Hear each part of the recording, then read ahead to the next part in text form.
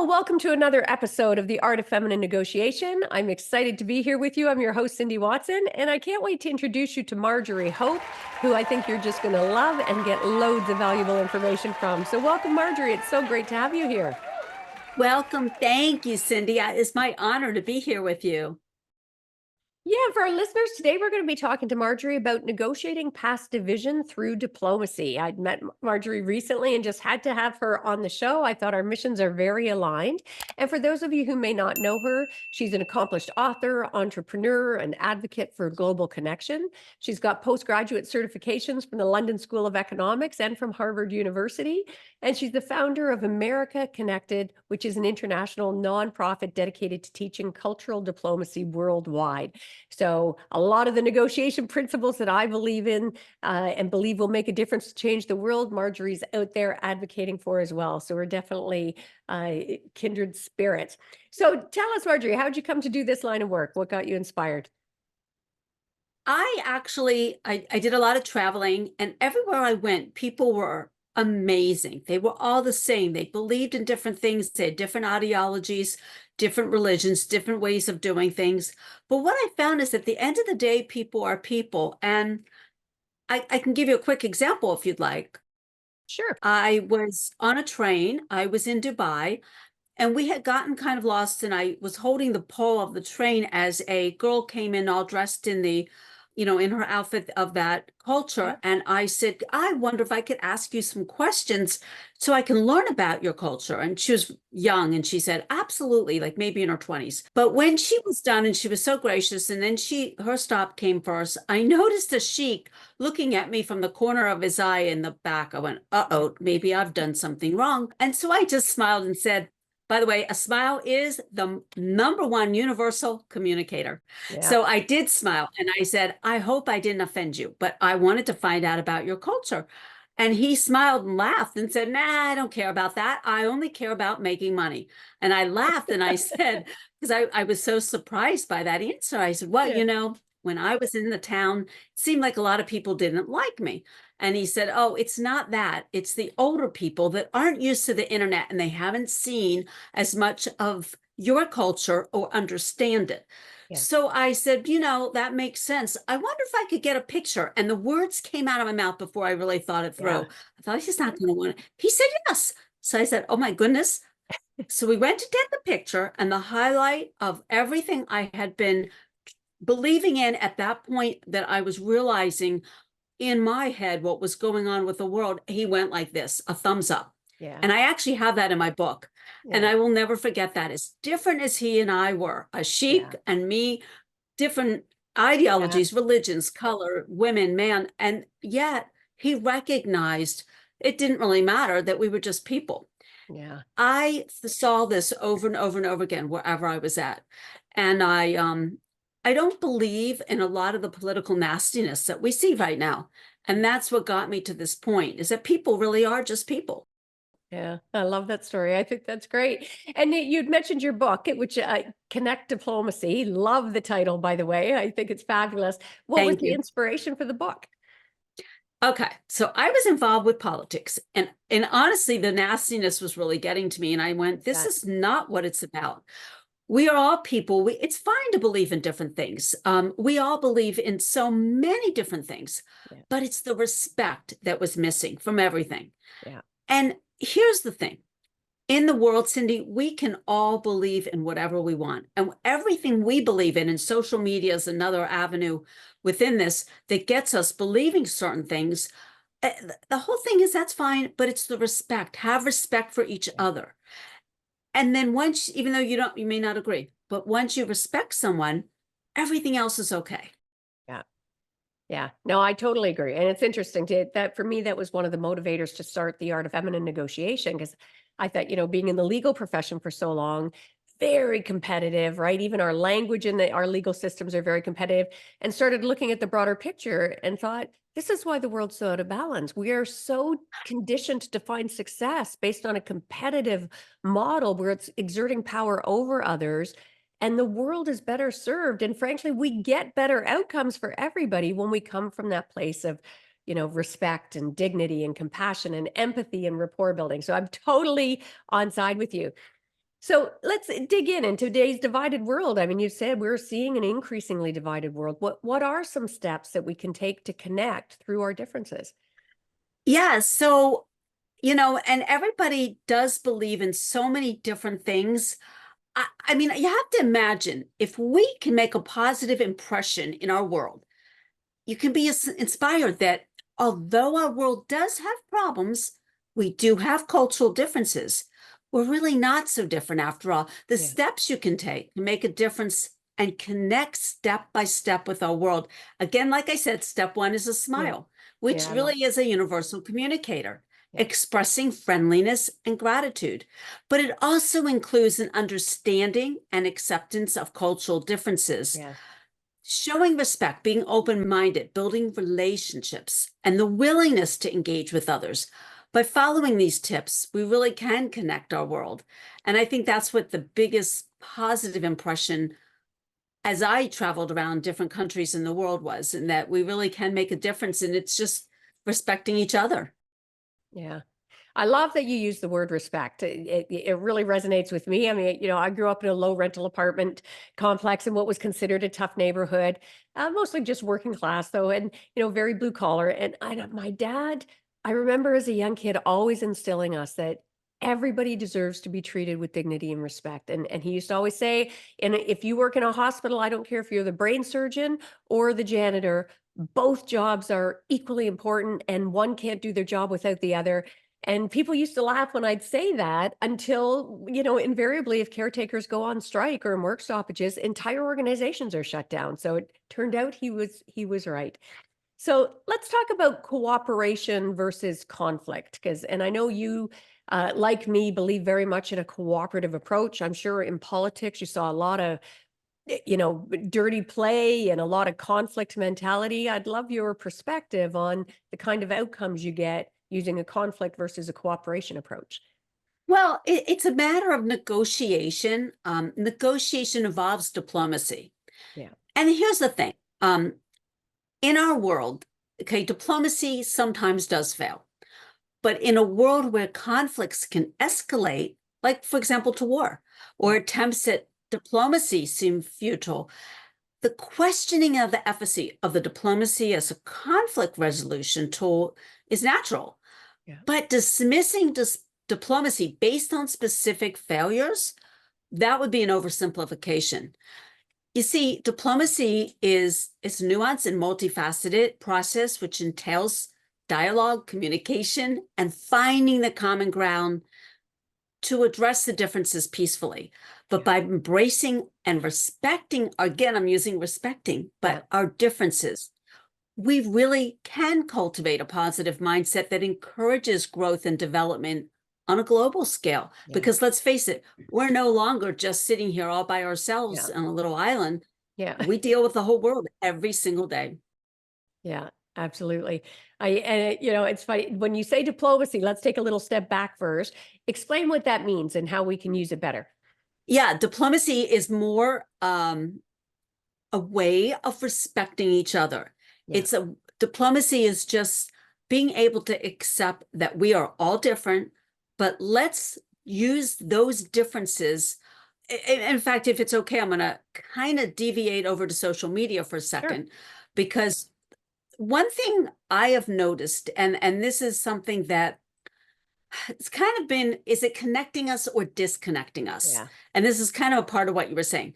So social media platforms, they can serve great arenas where individuals seek validation, acceptance, a sense of belonging. But in the quest to fit in, people ignore or downplay red flags, Yeah. which are warning signs or indications of possible problems. And in order to maintain their perceived social status or relationships, people stay in this. Once a red flag, and they've actually done studies on this, becomes apparent, individuals may find themselves unsure of how to even navigate the situation, to disengage from unhealthy dynamics, particularly on online interactions where the boundaries between real life and the Yeah. digital world can be blurred. And this is where diplomacy, which was accepting the differences, gets all confused and blurred, and then Yeah. they don't understand what they're doing, but they don't want to leave the friends that they met. And how could they be wrong? Because no one wants to be wrong. Yeah. And so you wind up staying in it for the wrong reasons. And I think we have to look inside ourselves and say, what kind of world do we want? Yeah. You know, our world, and that's another thing, is fear, Yeah. because false evidence appearing real. Yeah. Well, and fear motivates. So, two things I want to circle back on for our listeners about that. I love that you keep talking about the differences and the importance, the need to understand those differences. And again, under my models, I talk about that, empathy. We need to see it. What a different world it would be if we showed up truly seeking to understand and meet the needs of the other party rather than that very ego driven approach that we've been taught makes a good negotiator when in fact the opposite is true. I love that. And let's talk about fear for a moment. I mean, one of the things I one of my models, I call it the no fear model because it's that fear, ego, attachment, and reactivity. When we show up from a place of fear without really analyzing our own fears or the fears of the other party, what's been your experience about what that's likely to do to outcomes? Yeah, well, we're experiencing that in our world right now because of globalization. Globalization's not a bad thing. It's not Yeah. a bad word. It's just what happens is people get concerned because of fear, false evidence appearing real. Yeah. It's anxiety. Actually, there was a quote from Winston Churchill, and he said, "The world is a dangerous place to live, not because of the people, but because of the people who do not do anything about it." Mm, So, our world right now, and I think it's kind of an exciting time to live because we're on a brink of transformation. With anticipation, we can navigate yeah. twists and turns of a world that we never had those kind of opportunities before. I mean, you could be in your pajamas at midnight ordering something from Yeah. India while you're talking to somebody from, That's let's true. say, Israel or Spain, and Yeah. it's exciting. But I think it's sometimes rather than curiosity, people take it Yeah. as fear that they don't understand, and its challenges and mysteries. But that's what makes it so exciting. Yeah. Oh, I love that you use the word curiosity. It's one of my favorite words in the context of negotiation, right? I mean, if we Ah, show up with absolute curiosity and genuine interest, and even especially when things get difficult, instead of butting heads, start asking questions. Just get curious, and it can make such a difference. Now, I'm sure being in politics, you had some really interesting experiences around diplomacy. Do you want to share a few of your more interesting experiences? yeah, I also was going to add to what you were saying Sure. that if you think like a 5-year-old, it helps. So, for example, if you look That's at a good. child, they are always curious about everything. Yeah. And a child will learn to navigate well, why don't you like me? I mean, they'll just come right out and say it. And oh, well, in fact, there's a famous story about these two little 5-year-old twins that were different colors, one black, one white. And they went around telling everybody they were twins. And they were really very, very different. But the thing was, they had the same birthday. Yeah. So in their mind, that made them twins and they were Oh, best friends. that's And so that's the sweet. thing, is like children don't worry Yeah, about the other stuff. It's a stuff. yeah, Um, from the dawn of civilization to the modern era. Okay, the practice of diplomacy kind of wove an intricate weave of harmony, yeah, understanding, and mutual respect. yeah, And the great kingdoms, actually thousands of years ago, they actually believed in diplomacy, but an interesting thing, they called it the Armana system, yeah, which were clay tablets etched with wisdom and eloquence crisscrossing the region, and it actually paved the way for peace, trade, and cultural exchange. yeah, But the great kings recognized that cooperation, not conflict, reigns supreme, which was, I think, a lesson that yeah, is with us still. And George Washington, by the way, speaking of politics, he did not want parties. He thought the parties, and he actually said this in his address as he was leaving office, his parties will be the downfall of us. He wow, didn't, the political parties have become something that it's ridiculous. yeah, We're all living in this one planet. That's all we yeah, have, guys. yeah, If you kill each other off, we have nowhere to go.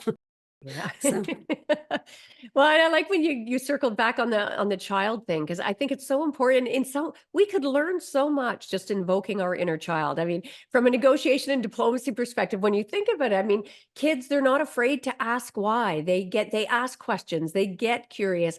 they consider timing, right? You know, they know not to ask for something they really want if their parents are in a lousy mood.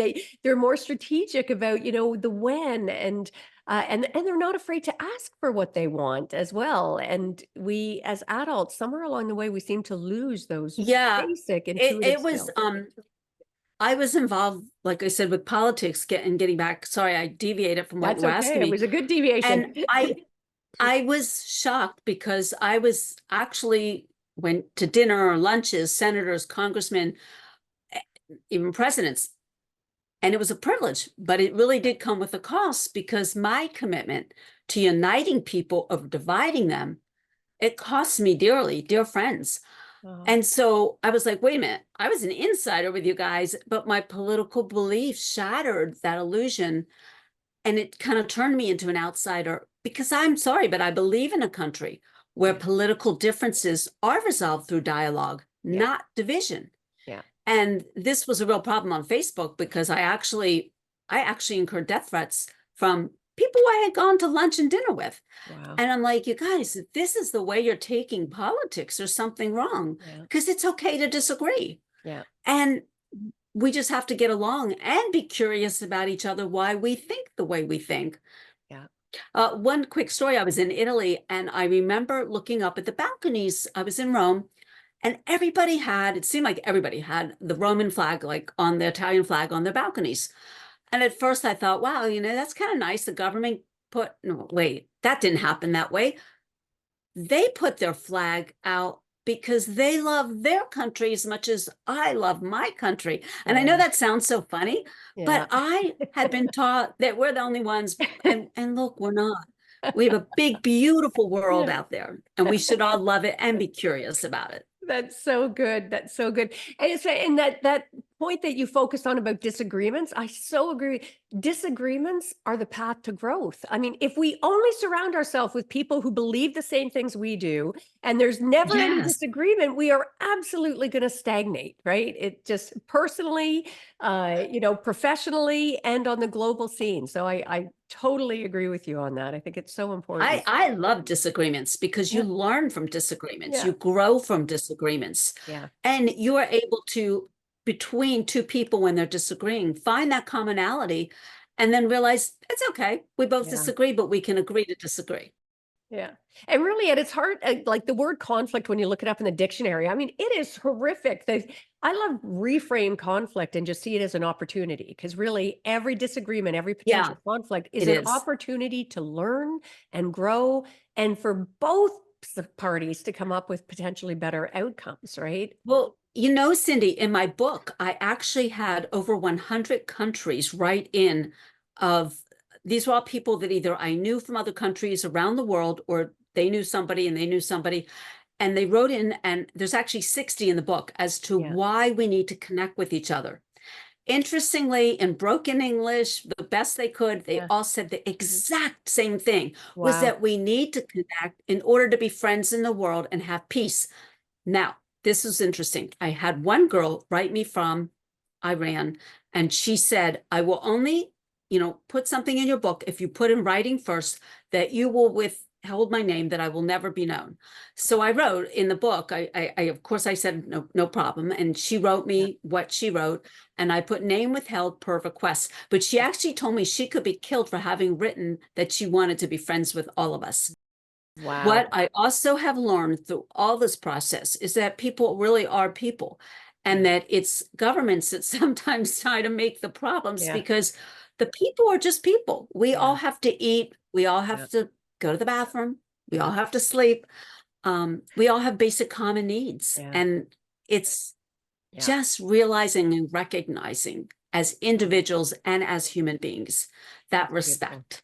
Oh, beautiful. And it would be nice to see more of that in the entertainment we're subjected to, right? Because that conditioning gets deepened when all of the pop culture TV shows that are out there show that individual, right? And you win at all costs, push ahead of the other person. So I'm waiting to start to see a shift on that as well, where we start seeing more I encouragement. I just heard the other day they actually are starting to do that. Good. And I try to remember exactly what I heard, but that's actually something they have recognized too. Yeah. You know, the way I look at it is the closer we are getting with the regular, you know, with the rest of the world, Yeah. obviously, you know, with the internet, and we only have one planet. And I Yeah. think people are starting to realize with climate change and all Yeah. the different problems we have going on.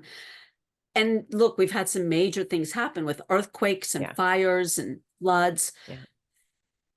And Nostradamus, by the way, predicted a lot of that, which is really Oh, scary because interesting. he's been right Yeah. on target. But the thing is, we really do only have one planet. Yeah. And so, you know, I think people need to recognize that we have to Yeah. live together. Yeah. And that involves a shift away from the kind of conditioning that we've been propagated with on how to define success. Now, you advocate having circles in your life. That really caught my attention. Can you explain what does that mean? Yeah, we have having groups of circles in your life is important. It's support, encouragement, circles of friends, groups provide these Yeah. groups like these circles. They provide the emotional support and Yeah. encouragement during challenging times. They offer a sense of belonging, understanding, and listen, they help you navigate life's ups and downs Yeah. with greater resilience. Diverse perspectives and social connections and teamwork. Yeah. If you just have one little group of friends and that's it, and nobody else, and they close off the borders, so Yeah. to speak, you are not going to be able to depend on just that because Yeah. in times of need, and in fact, getting kind of out of that a little bit, China did that 3 times. They're an interesting civilization because they were the top, the bottom, the top, the bottom in the world. And I'm going back thousands Yeah. of years. Yeah. But one of the times they did this, they had everything, they had all the food and, you know, money, whatever. And they actually did that. They closed off their borders and Yeah. said, nobody, and this is thousands of years ago. Yep. Well, guess what happened within a few years? They then became the bottom of the world Yeah. because we need each other. Yeah. And you know, you can't be first to be only. It's kind of, that's why I went into connected. We have Yeah. to connect in order to be together. And then, of course, whatever you want to do is fine as long as you do it with respect. Yeah. Now, I'm sure you dealt with a lot of big egos and you're in politics. Did you have any tips on how to manage ego in negotiations?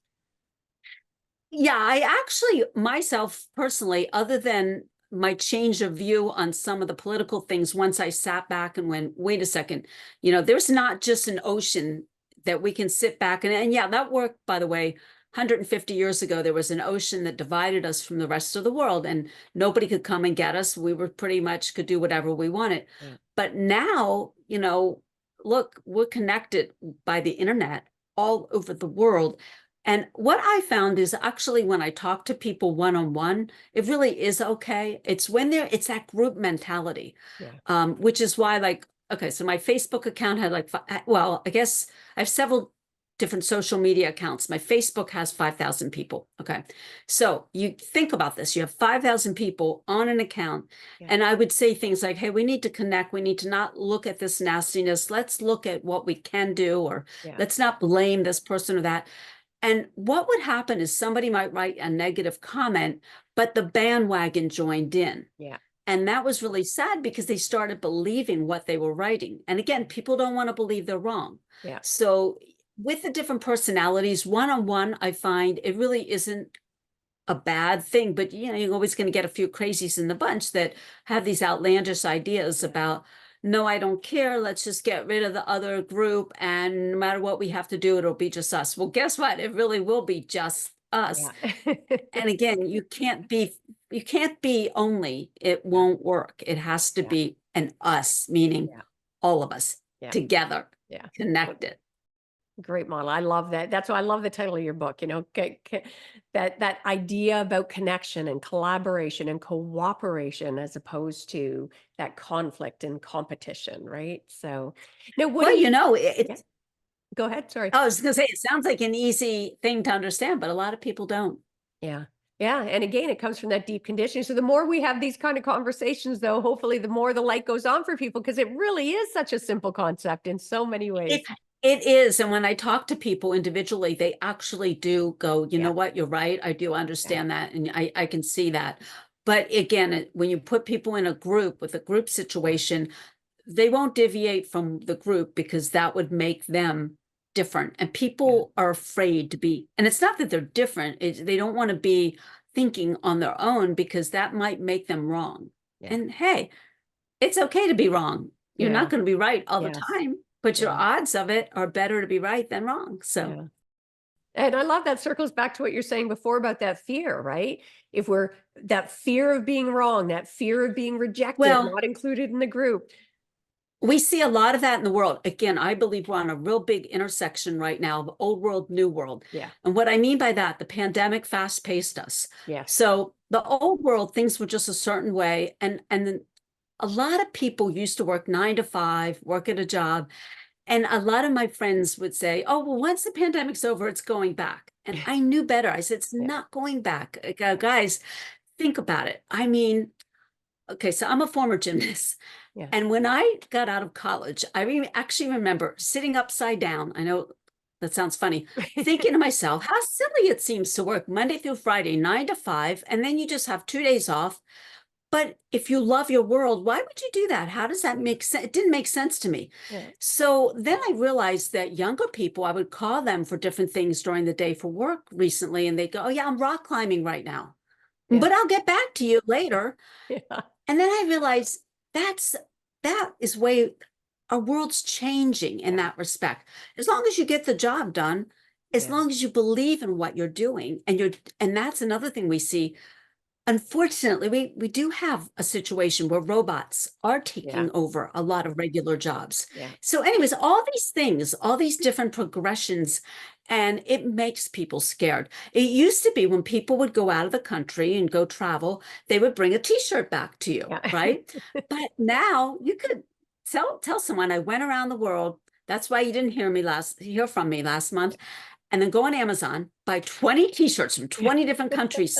I told you, you know, you Yeah. see, we're so connected Yeah. that it actually, I think it frightens people because they don't know what to expect. And they want that same, I know I'm going to have lunch at 12. I'm going to have dinner at 6. I'm going to, Yeah. on Saturday, I'm going to go do this. On Sunday, I'm going to do Yeah. that. But, the world is, you have to be a little more flexible. Yeah. Yeah. You need the And live it. strength to Embrace it. carry We get on. we get this one life. Live it, embrace it. I absolutely. And it's amazing how tied we are to that kind of condition, though, because I remember when I was very coming from the background I described, I went right from, high school to university, law school, striver, driver, achiever to get that. And then I practiced at a firm that was in the area that I wanted. And then I got offered a partnership, but I didn't want to be there. I loved what I did, but I didn't want to be there. And everyone thought I was having a midlife crisis, Marjorie, because I ended up calling my friend. I turned down the partnership. I had a friend who was a travel agent who'd been bugging me to travel. And I'm like, the window is now. If you still want to go to Australia, New Zealand, let's book it now before I change my mind. Wow. Spent 6 months with nothing scripted all day. My God, Marjorie, it was a life-changing experience for me. We lived Yes. every day, meeting new people, fully engaged, experiencing different culture and different approaches. Yes. It was such a game changer. When I was 18, I went to Israel and to visit the Middle East, and I was with a friend. Somehow we wandered near the border, and we were near the border of Lebanon at the time. So being 18 and young and whatever, I just went up to the guard and said, hi, can I come over and have lunch over here? I think it'd be so cool to tell my friends I was here. I mean, do you know what he said? Yes. He let me do it. We Yeah. went over, and we actually didn't have time to really sit down for lunch. We were supposed Yeah. to be back, I think, within the hour, but we actually did have a snack. We Yeah. took pictures. We enjoyed it. We came out, we thanked him, and then we left. And it was like, people would tell you that would never happen. Yeah. Why couldn't it happen? Yeah. We asked, we were Yeah. nice, they were nice, and I have found that all over the world. Yeah. People are so nice and so accommodating. Yeah. Can I tell you one more story? Yeah, sure. I was in Tokyo, and we were touring the government building, as if you would tour, for example, like say the Capitol building in Yep. DC. Well, when we were done, I was with my son, and we were hungry. So we thought, well, there must be like a cafeteria or something around, like the way that it is in DC. Well, there was. And so we found it, but there was a whole group of people over in the other corner of the room. The rest of the room was a little bit empty. And I asked, I guess you would call them like a maitre d', and I said, I knew a little Japanese. I said, arigato, konnichiwa, which means hello, Yeah. arigato, thank you. And I said, what's going on over there? And he said, it's the prime minister of Japan. He's having a little meeting. Oh my goodness, I said, could I go meet him? Yeah. And he said, well, I can't go over there with you, but if you want to go over there, my son just shook his head. I said, I'll see you later. He knows me. Well, Yeah. I went over. I said, konnichiwa. My name is Margie. I'm from America. Do you know what? He was so polite, so nice. He said hello. He shook my hand, spoke to me for 5 minutes. We understood each other. Yeah. It was amazing. Now, Yeah. you can't script this stuff. Yeah. It's just, you have to understand we really are people. And Yeah. he was excited that I was excited and happy Yeah. to see someone from America that was enjoying his country. Yeah. And you have to be respectful of other Yeah. people's country, which is Yes. kind of why it's important, I think, to say hello Yeah. in the language that you Yeah. are, the country you're in. Yeah. So the greetings often reflect cultural Yeah. norms and values, but learning how to say hello is important. But also what's so beautiful in that story, I think, is that openness, right? I mean, we're taught so often in negotiating our lives, whether personally, professionally, or, globally, keep your cards close to your chest, in relationships, don't let the and the opposite, ask for what you want and be open to have a transparent, vulnerable dialogue about it. That's how you come up with more creative outcomes. I think that's a beautiful approach to life. I Lovely. love that. And if you could take every single person that gets upset at all of the stuff going on right now, Yeah. put them in another country for a month and let them travel, I think they would come out saying, whoops, I see something different. Yeah. I got lost a lot of times when I was in Italy. I don't know why. I just was always getting lost and losing my group. But getting lost is a good thing. I'm walking down the street going, oh, what am I going to do? I can't find anybody I'm supposed to Yeah. be with. And I know a little Italian, more Spanish, but what am I going to do? And then I see this woman. She looks kind of official because the way she was walking, I said, hi. Turns out she was the Secretary of Education Oh, wow. and Maria Teresa. And I spoke with her. We got our picture taken. Yeah. And it was just, I was like, I'm so glad I got lost. Yeah. And, That's so and I got beautiful. found eventually. But yeah, it's just, you have to love life, love your world, Yeah. and go out and experience. Your world isn't just the little place that you're at right now. The Yeah. world is a great, big, beautiful place. It's a beautiful philosophy. What a great note for us to end on. And for our listeners out there, Connect Diplomacy, that's the name of the book. Go check it out. The more we spread the message about this kind of approach to life, I think we can get things tipped back in balance and be able to get more out of our lives individually and for the entire world. So I normally like to end by asking, what's one of the greatest mindset shifts that you've ever had? And again, it doesn't have to even be on this topic at all, Marjorie, just one of those aha moments where you see things differently. I would say probably when I was, gosh, there's just been so many moments like that. Yeah. That's why I'm trying to think of just one. I would say probably when I was in Italy and I saw the love that everybody had for each other. That was like Mhm. one of my first times that I realized that Yeah. it was okay to love something other, kind of the love was outside of myself, if that Yeah. makes sense. Yes. Oh, We are taught to beautiful. love what we are within, but it was like I had so much love for outside of it. And I'd say the same thing for Spain. It was just like that also gave me another one of Yeah. those. I just wanted to hug the world. It was just Yeah. amazing. And it's, people are so nice everywhere you go. I could totally see that because the one, as you were saying that, the image that really stuck with me is during COVID when Italy got hit so badly early in the process. And there's that video that Yes. went viral where everybody was being held On the, inside and the balcony yeah, doors were open and they started balconies. all singing. Oh my gosh, it was Yeah. gorgeous. So stunning. So stunning. Well, thank you, Marjorie. Where can people learn more about you? I can be reached anytime at Marjorie Hope at CONNECTIPLOMACY.com. And again, my book is Connect Diplomacy, Connecting Through Our Differences, which is on Amazon and Barnes and Noble. Yeah. And I'd love to hear from everybody. Yeah. And we'll make sure to put that in our show notes for our listener. And I'm sure you can appreciate Marjorie Hope is very well named because her approach certainly inspires hope for a better world. So Always thank you for have hope, joining us. always. Yeah. And I'm sure Thank you you, all got Cindy, so much.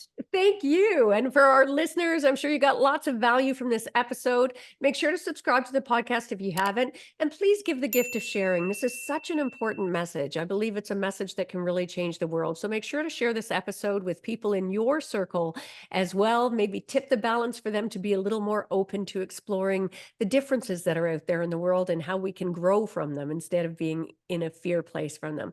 And before we sign off today, just wanted to share some ways that we can work together. If you're looking to up-level your negotiation of a better life, I've got everything from online to group to my signature VIP or mastermind experiences to help you better leverage your innate power to get more of what you want and deserve in life. If that sounds interesting, check out theartoffemininenegotiation.com. And that is a wrap for this episode. So until next time, go forth and negotiate your best life on your terms so you can stop missing out and start getting more of what you want and deserve from the boardroom to the bedroom. And until next time, take care.